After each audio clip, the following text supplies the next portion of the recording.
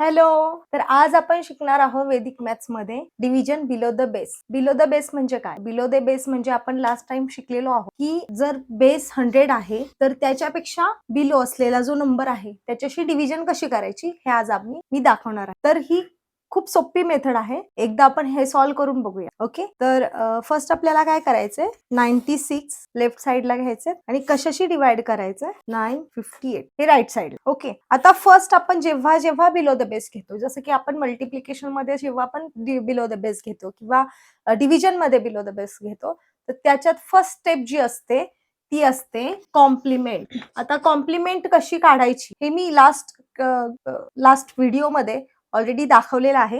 मी परत एकदा जे आपल्याकडे नवीन बघतात ते त्यांच्यासाठी दाखवते.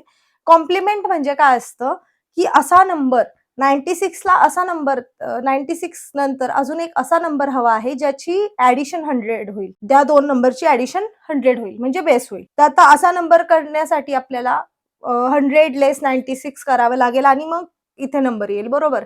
पण आपल्याला तसं न करता अगदी सोप्या पद्धतीने आपण कॉम्प्लिमेंट काढूया.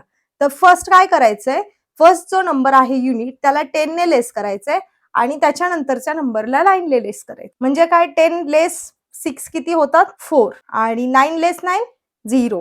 तर याची कॉम्प्लिमेंट आलेली आहे 4. ओके. तर आता काय करायचंय, हा जो 9 आहे हा असंच आपण खाली घेणार आहोत. 9 4 जा 36. 36 आपण इथे घेतले.